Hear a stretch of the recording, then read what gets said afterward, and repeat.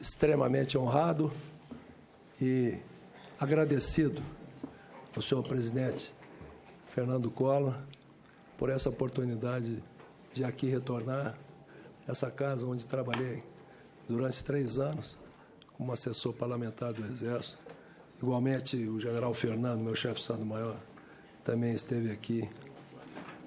E eu atribuía como a minha maior preparação para o exercício do cargo de general foi ter convivido nessa casa, que entendi que assim como o Exército corresponde a um corte vertical na sociedade brasileira e expressa todas as suas virtudes e idiosincrasias. Eu não vou me demorar fazer essa apresentação. O foco são os projetos estratégicos do Exército, mas eu vou abordar também algumas questões genéricas em relação à conjuntura e em relação ao momento que se vive do ponto de vista do Exército. Essa foto aqui, a pessoa mais bonita ali é a senadora Ana Amélia. Por favor, senador. Está lá a senhora. Com o senador Eumano Ferre, em viagem recente à Amazônia. Essa foto no Centro de Instrução de Guerra na Selva. A senhora esteve no pelotão de fronteira de Maturacá, me parece. Um requerimento para fazer o treinamento na selva. Está aceito, sim, senhora. Já está deferido. Passa sim. Aqui está o que diz respeito à missão do Exército, das Forças Armadas, no artigo 142 da Constituição. Na foto daquelas pessoas, não por acaso, tem aquela moça com um sorriso. Ela está com um capacete azul de Força de Paz, e esse sorriso dessa moça é a nossa mais poderosa arma na Força de Paz, que nos distingue, e a nossa presença no Haiti, que eu vou voltar a me referir, ela é considerado pela ONU como o maior caso de sucesso de Força de Paz. Como vai, senhor, senador? Prazer em vê-lo. O maior caso de sucesso. Então, ali estão, chamar a atenção, instituições nacionais permanentes e regulares. Permanente reconhece a condição de instituição de Estado e de um dos entes formadores da nacionalidade brasileira. E quando se caracteriza, quando surge o país, a criação do Estado, ali já estava presente o embrião da Força Armada. E vejam que, na maioria dos países, pelo menos sul-americano, latino-americano, os pais da pátria são militares, que são catalisaram, não é, todo esse processo. Organizadas com base na hierarquia e na disciplina, condições fundamentais para instituições armadas, porque é por meio de hierarquia e disciplina que se preserva, obtém e preserva a coesão, e é por meio dessas condições que se faz a contenção da violência. Instituição armada violenta, via de regra, ela é indisciplinada.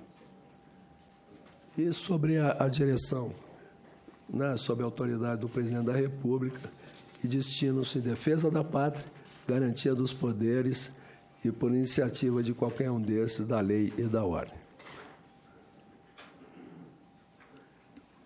Não se pensa em defesa no país sem alguma consideração de ordem geopolítica. O Brasil tem um passivo geohistórico. Nós temos metade do nosso território, mais da metade, não ocupado e não integrado à dinâmica do desenvolvimento nacional. O que faz com que as Forças Armadas, com muita frequência em amplas áreas, sejam a única ferramenta de atendimento de necessidades básicas da população. Isso torna necessária a nossa capilaridade e estabelece algumas dificuldades quando queremos estabelecer algum processo de racionalização, porque não temos, muitas vezes, de onde cortar, de onde retirar alguma unidade. O mesmo acontece, senadora Zé, no nosso Rio Grande do Sul. não é? Como vamos tirar uma unidade de Itaqui, Quaraí, Jaguarão, aquelas unidades da faixa de fronteira, não é?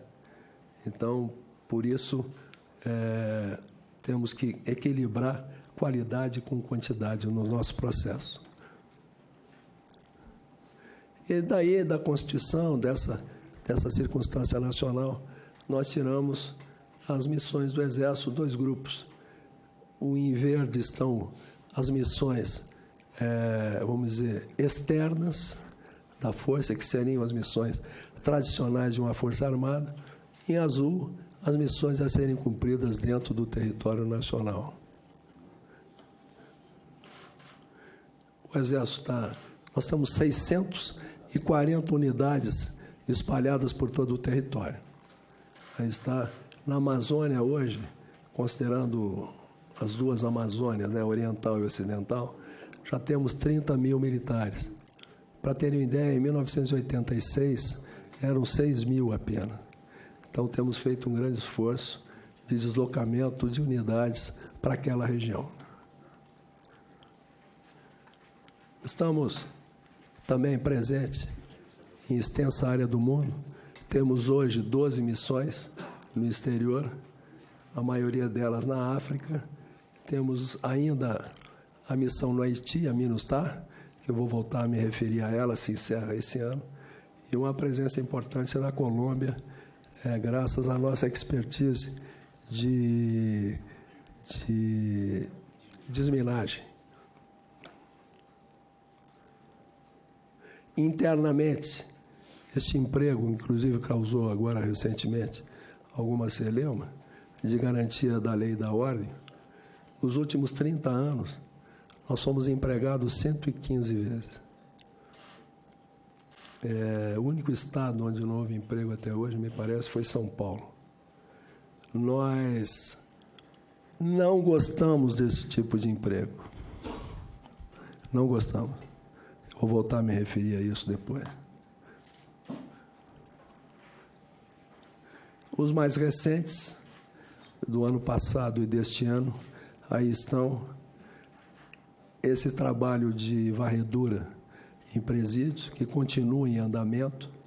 E tivemos no Rio Grande do Norte, na Potiguar, Pernambuco, no Espírito Santo, uma operação extremamente sensível, extremamente difícil, e no Rio de Janeiro, com uma enorme preocupação que aquela situação do Espírito Santo pudesse se espraiar para o Rio de Janeiro. Então, no Rio, ela teve um caráter até preventivo. Aí está, à esquerda, em cima, o nosso pessoal usando os equipamentos, os detetores, na busca enfim, todo tipo de utensílios, aparelhos, etc.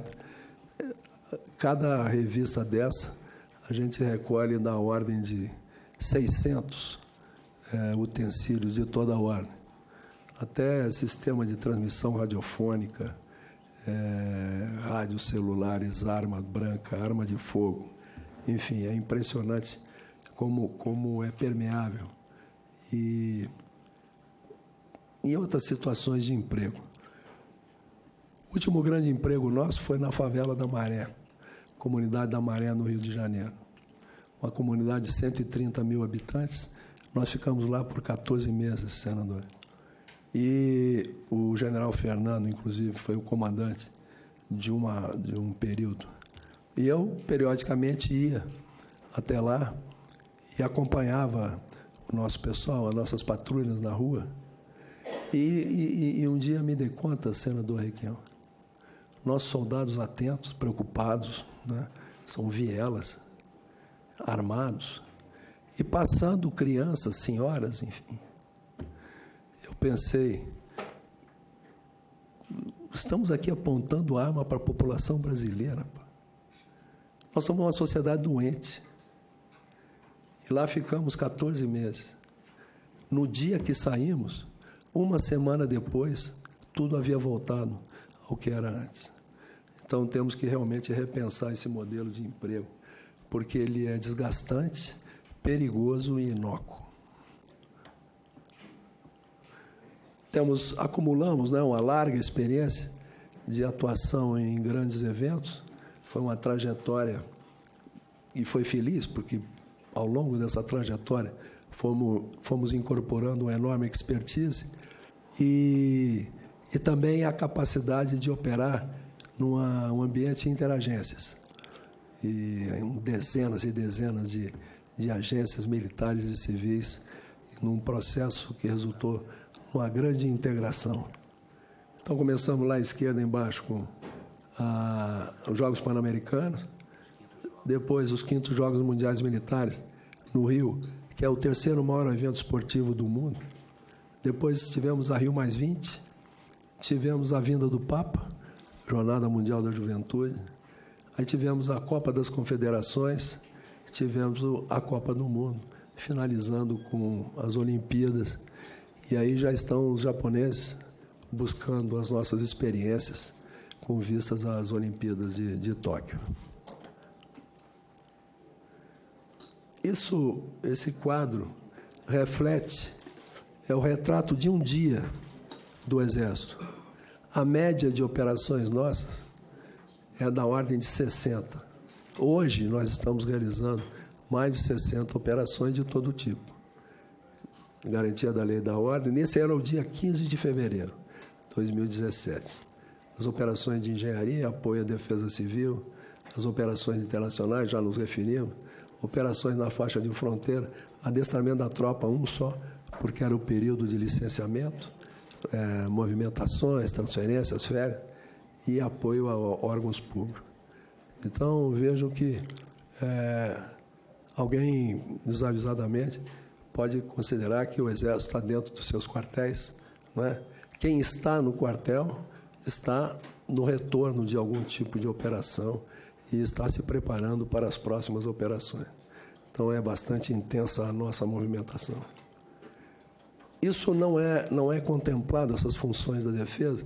Eu convido a um rápido exercício, porque num país como o nosso, em que não há percepção de ameaça, nem a soberania, nem a integridade, às vezes se torna sem sentido nós estarmos, enfim, tratando de temas relativos à defesa, e torna, às vezes, também difícil justificar a alocação de recursos num país, principalmente num país com tantas desigualdades regionais, desequilíbrios sociais, econômicos, etc. A defesa tem outras funções. A primeira, já me referi àquela questão da instituição permanente nacional, de fortalecer a nacionalidade. As Forças Armadas são um repositório dos valores, dos sentimentos essenciais da nação. O segundo é contribuir para a dissuasão. Essa é a função primordial da Força Armada, contribuir para a dissuasão. E essa contribuição para a dissuasão se insere em outros campos que devem também exercer esse papel dissuasório. O campo político, econômico, enfim. E essa questão da dissuasão é importante porque, difícil de mencionar, mas ela, em grande parte, é responsável por nós sermos um país livre de ameaças. E nós temos um exemplo recente de efeitos negativos decorrentes do descuido com a dissuasão. A OTAN vem priorizando tropas leves de projeção, principalmente para intervenção em situações humanitárias ou situações de conflitos, enfim, como na África, etc. E eles perderam a capacidade de dissuasão diante da Rússia, o que permitiu que a Rússia tivesse toda a liberdade de ação para intervir, como interveio na Ucrânia, né, a questão da Crimeia, e essa intervenção da Rússia tem um caráter reativo em relação à expansão da OTAN, né, dos limites da OTAN. Tanto que a OTAN recomendou que os países aumentassem de 1,5% para 2% do PIB a fatia do orçamento destinada à defesa. Então, essa questão da dissuasão é importante. Nós temos capacidade dissuasória assegurada, ela é até natural, né, aqui na América do Sul, e enfim, no hemisfério, aqui, América Latina, mas não temos ainda essa capacidade garantida em relação às grandes potências e outros países e outras organizações. Daí a importância dos projetos, por exemplo, como o do submarino nuclear, a importância dos caças, do CAC, dos projetos do Exército, que depois eu vou mostrar. Atender às demandas da nação. Essa é uma tendência que foi se avolumando a partir do final da Guerra Fria. Os exércitos deixaram de ser as Forças Armadas, de simplesmente se preparar para fazer frente ao inimigo. Eles devem estar em condições de atender a qualquer demanda da sociedade e da nação. Isso faz com que a gente tenha que adaptar determinadas características e estruturas e incorporar novas capacidades com muita flexibilidade, muita elasticidade, enfim, para estar em condições de rapidamente atender essas demandas da nação. O Exército distribui água para 4 milhões de habitantes no Nordeste. Há 14 anos nós fazemos isso. Diariamente, mais de 800 militares estão percorrendo o Nordeste, acompanhando e fiscalizando toda essa enorme estrutura. São 6 mil pipeiros, para os senhores terem uma ideia. Né? E esse é um dos exemplos, né, de atividades que nós realizamos. E, por fim, a importância para fomentar o desenvolvimento.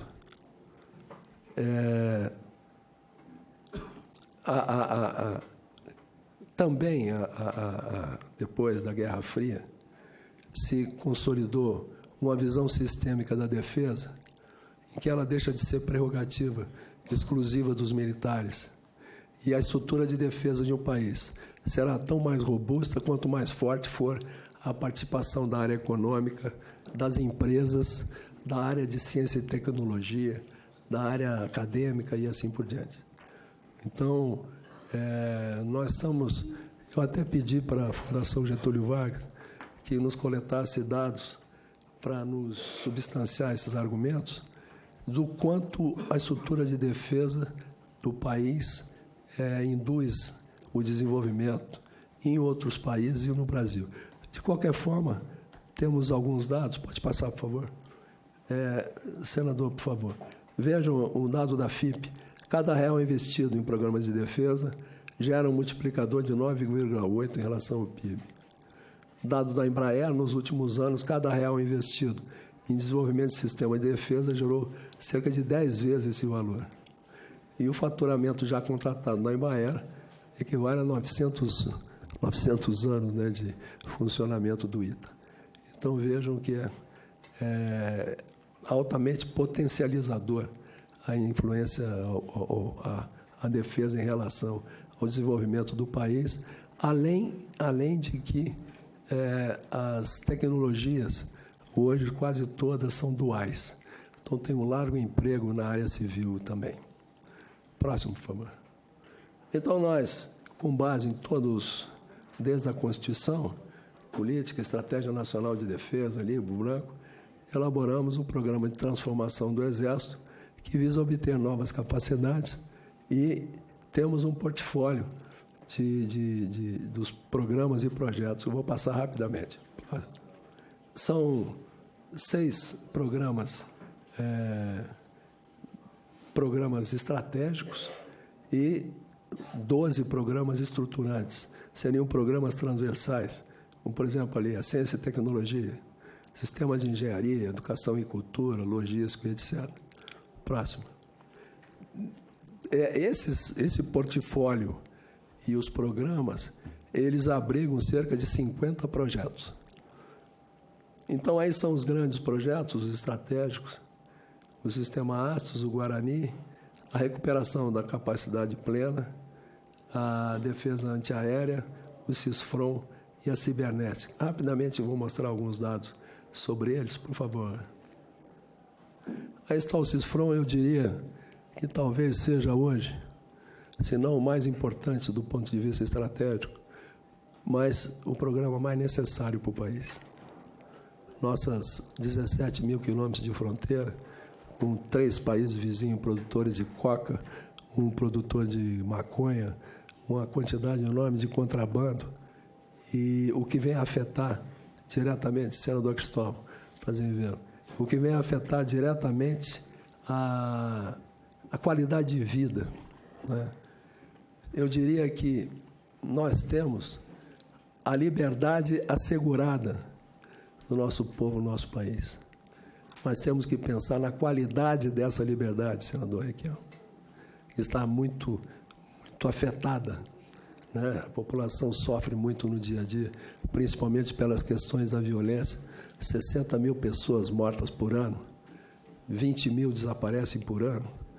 A quantidade de estupros é mais de 100 mulheres estupradas por dia, fora os danos ao patrimônio. E é interessante a nossa passividade, né, da população, nós autoridades, em relação a esse descalabro. E uma fronteira tão extensa, não há outra maneira de adquirir alguma capacidade efetiva de monitoramento, a não ser por meio do uso intensivo de tecnologia. Aí, o CISFRON, ele tem 3 subsistemas para entenderem. É uma linha de sensores colocada ao longo da faixa de fronteira.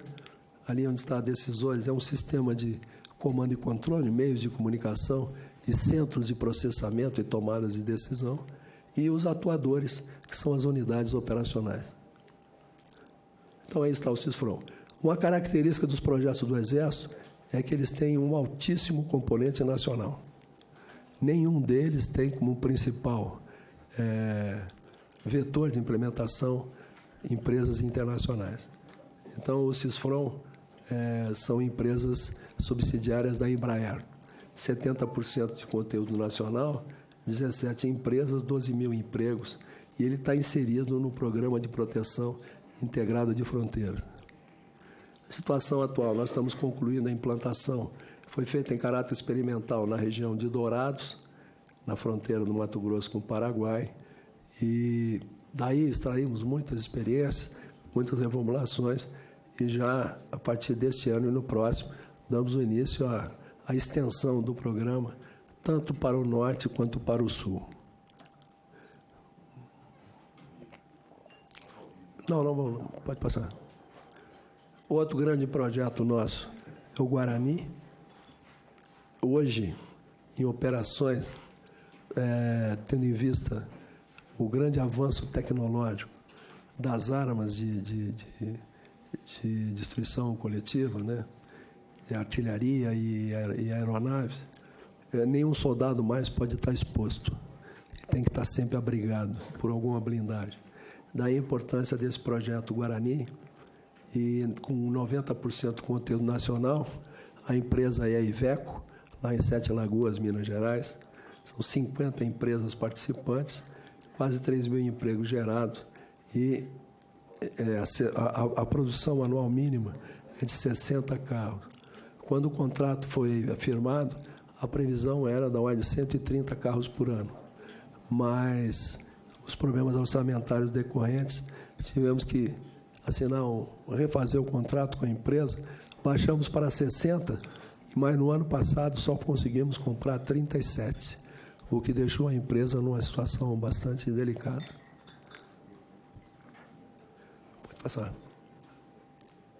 Outro sistema importantíssimo, o sistema Astros, é um sistema de mísseis e foguetes lançadores múltiplos. Nós estamos, inclusive, concentrando em Formosa, vai ser o Forte Santa Bárbara, e onde serão concentrados esses meios. Nós estamos desenvolvendo capacidade de lançar mísseis de cruzeiro. Estamos com alcance limitado a 300 quilômetros, porque o Brasil submissamente assinou o convênio de limitação de alcance de arma e submeteu a esse alcance. Esse alcance pode ser coerente num país como a Dinamarca, mas um país como o nosso, esses 300 quilômetros mal cobre a nossa plataforma continental. De qualquer forma, a tecnologia está sendo acumulada. E este é um projeto que terá uma importância crescente, como por sua capacidade de dissuasão capacidade de interdição de área. A China tem como uma força armada a força de mísseis e foguetes, para terem uma ideia. Então, esse é um programa que ele começa relativamente modesto, mas a tendência será crescer muito. Próximo. Defesa antiaérea é importante para a dissuasão e ela tem um componente importante, tanto no CISFRON quanto aqui, que é o desenvolvimento de radares. Apenas 13 países do mundo têm capacidade de produzir radar. Esse radar ali à direita, o M200, é um radar multifunção. Somente 5 países do mundo detêm tecnologia para a sua produção. Próximo. E a defesa cibernética também, que é outro componente da defesa fundamental hoje em dia. A Alemanha criou uma 4ª força armada, a Força de Defesa Cibernética. Tem Marinha, Aeronáutica, Força Aérea e Defesa Cibernética. A Estratégia Nacional de Defesa determinou, ela distribuiu as áreas estratégicas pelas forças. Então, a Marinha ficou com a área nuclear, a Força Aérea com a área espacial e o Exército com a cibernética. Nós estamos estruturando um comando de defesa cibernética que a prospecção que se faz, a previsão é de que ele se torne um comando independente e talvez no futuro até uma força armada à parte. Volta, por favor, ali à direita, por exemplo, nas Olimpíadas, nós tínhamos 5.034 possíveis alvos identificados e sofremos 1.449 ataques que foram contidos. Essa área é impressionante, senador, a gente não avalia. Ocorre por ano 1.600.000 incidentes anuais. Vimos agora um grande evento mundial. E viram que está se discutindo, né, nos Estados Unidos, a possibilidade de que a Rússia tenha interferido nas eleições americanas. Então, interfere diretamente na soberania do país. Então, veja a importância dessa área aqui. Próximo. Nós estamos... E essa é uma área que a gente tem que correr muito atrás, porque a área civil, ela se desenvolve rapidamente, né? As empresas investem percentualmente muito mais recursos do que nós estamos investindo nessa área, nós, governo.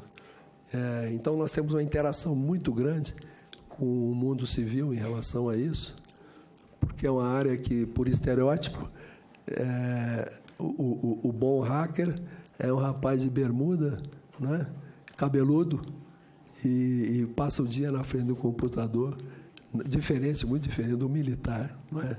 Então, tem que haver muita interação, e nós já temos alguns produtos desenvolvidos, são esses que aí estão. Próximo.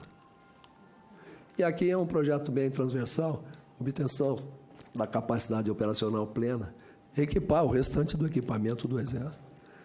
Né? E essa é uma área que praticamente só adquirimos material nacional, 85%. Desde equipamento individual, uniformes, enfim, todo o restante. Próximo. Pode passar mais duas? Então, nós temos no total 226 empresas participando, né, toda essa estrutura, com a geração de 27.000 empregos. O governo tem se preocupado, o Ministério da Defesa, desde o ministro Jobim e o ministro Raul Jungmann, tem feito um grande esforço doutora Eva, tem feito um grande esforço a própria doutora Eva, que aqui está chegando, foi responsável, como secretária-geral do Ministério, responsável por alguns encaminhamentos de legislação, projetos de lei, enfim, para dar proteção, condições para a indústria nacional. Próximo. Temos feito um esforço na área de ciência e tecnologia, por meio do que se chama aí de tríplice hélice, integrando a defesa com as empresas e universidades. É o nosso sistema de defesa, indústria e academia, o CISDIA. Estamos avançando muito, principalmente em São Paulo, Santa Catarina, em Santa Maria. Estamos abertos a todo tipo de interação. Próximo.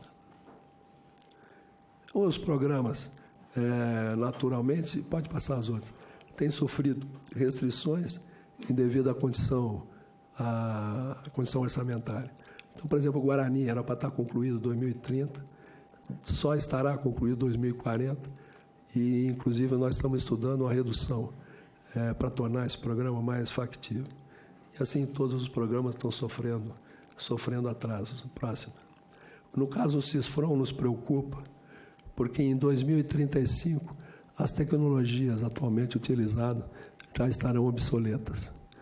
Então, é um programa que também estamos tentando redimensioná-lo para acelerar o seu processo de implantação. Próximo. Aí está as médias. Necessidade média anual seria de praticamente 2 bilhões, mas nós temos recebido 767. Alguém pode perguntar, mas vocês dimensionaram os programas, os projetos de vocês, além da capacidade orçamentária? Esses programas, quando foram estruturados, foram com esse estímulo por parte do governo, não é? Com a intenção, inclusive, de fomentar, de estruturar a indústria de defesa. E nós assinamos os contratos na época com as empresas e agora ficamos com dificuldade. Próximo. Eu estou terminando, senador Collor. Na América do Sul, nós, por exemplo, o nosso gasto em defesa, percentual do PIB é o 7º. Estamos em 7º lugar. Próximo. As necessidades não atendidas anualmente estão aí dimensionadas, né? O que nos levou a, neste ano, sob a direção do Estado-Maior do Exército, iniciarmos um programa de racionalização do Exército. Principalmente depois da PEC de contenção dos gastos, que foi um choque de realidades. Bom, nós não podemos continuar vivendo além da possibilidade, porque o Exército vai se esgarçando e vai reduzindo a qualidade, a nossa dificuldade para a manutenção dos programas depois, o custeio, eles acabam se degradando. Então, nós planejamos fazer uma redução do efetivo, que não é muito expressiva, mas, enfim, pretendemos baixar dos 225 mil para 200 mil já em 2022 e reduzir o número de militares de carreira e aumentar o número de militares temporários, até porque o militar de carreira sobrecarrega muito a cauda previdenciária. E, então, vamos alternando, principalmente nas áreas técnicas, né? Informática, por exemplo. Né? Às vezes é até muito mais vantajoso termos militar temporário, homens e mulheres, do que de carreira. E priorizando sempre a capacidade operacional, que é a atividade fim, a área de educação e ensino, que é a nossa joia da coroa, e o bem-estar da família militar. Próximo.